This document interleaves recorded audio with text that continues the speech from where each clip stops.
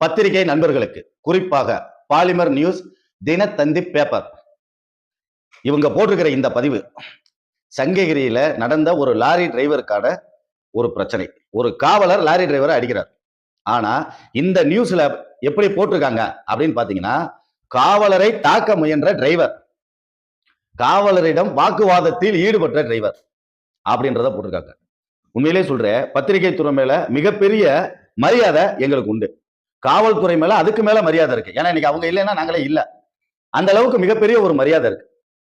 ஆனா பத்திரிகை துறையை நேர்மையா கொண்டு வரணும்னு சொல்லி பொய்யா கிடைக்கிற தகவல்களை போடாம அந்த உண்மை தகவல்களை கண்டுபிடிக்கிறதுக்காக நிறைய ரிப்போர்ட்டர்கள், நிருபர்கள் தங்களோட உயிரவே விட்டுருக்காங்க. அவ்வளவு தூரம் இந்த பத்திரிகை துறையை நேர்மையா கொண்டு வந்து முன்னாடி நிப்பாட்டி இருக்காங்க. அப்பேற்பட்ட ஒரு பத்திரிகை துறை இன்னைக்கு ஒரு தவறு பண்ணிருக்கு. என்ன தவறு?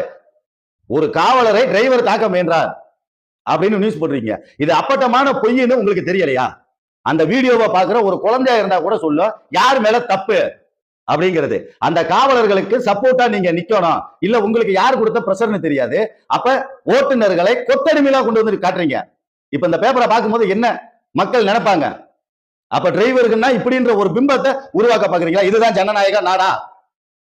சட்டத்தை சரியா மதிச்சு தன்னோட டிராக்ல சரியா போயிட்டு இருந்த டிரைவர் ஆப்போசிட்ல அடுத்த டிராக்ல போற வண்டிக்கு போய்கிட்டு இருக்கு. இந்த டிராக்ல போற வண்டிக்கு ஆப்போசிட்ல வந்த வண்டி செய்த தவறுக்கு சரியா போன டிரைவரை காவலர் அடிச்சிருக்காரு. மனவேதனைக்கான விஷயம், மனவேதனைக்குரிய விஷயம்.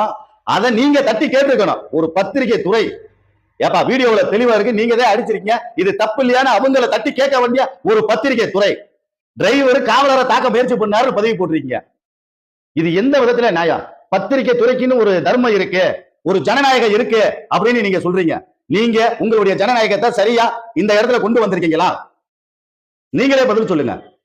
ஒரு டிரைவர் ஒரு காவலரை தாக்க முயற்சி பண்ணாருன்னு சொல்லி பதிவு போட்டிருக்கீங்க. அந்த வீடியோவை மென்ஷன் பண்ணியே நீங்க போட்டிருக்கீங்க. அதுல தெளிவா தெரியுது யாரு மேல தப்புன்னு. ஒருத்தரை காப்பாத்துறதுக்காக இன்னொருத்தரை அதால பாதாளத்துக்கு ரொம்ப கீழ்த்தலமா நடத்துறீங்களே, இதுவே உங்க ஜனநாயகமா? பத்திரிகை துறை தர்மமா? பத்திரிகையினால இன்னைக்கு ஏகப்பட்ட பேர் கண்ணை மூடிட்டு நம்புவாங்க. அப்படித்தான் நீங்க போட்ட நியூஸ்கள் ஒவ்வொன்றும் மக்களும் சரி நாங்களும் சரி நம்புறோம். இப்ப எங்க கண்ணுக்கு முன்னாடி ஒரு வீடியோ இருக்கு, அதுல நடந்த சம்பவம் இருக்கு, அதையே நீங்க இவ்வளவு தூரம் மாத்தி போட்டிருக்கீங்க ஒரு காவலரை காப்பாத்துறதுக்காக அப்படின்னா, இப்ப நீங்க இது வரைக்கும் போட்ட நியூஸ் எல்லாம் உண்மைன்னு சொல்லி யார் நம்புவா, எப்படி நம்புவாங்க? அப்ப உங்க தேவைக்கு பத்திரிகை துறையா மாத்திக்கிறீங்க. அப்ப இது ஜனநாயகம் கிடையாது, பத்திரிகை துறைக்கான தர்மம் கிடையாது.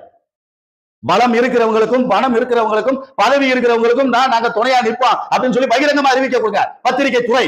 பாலிமர் நியூஸும் தினத்தந்தியும் அதைத்தான் நீங்க செஞ்சுட்டு இருக்கீங்க. கண்டிப்பா இந்த பிரச்சனையை நாங்க சும்மா விட போறது இல்ல.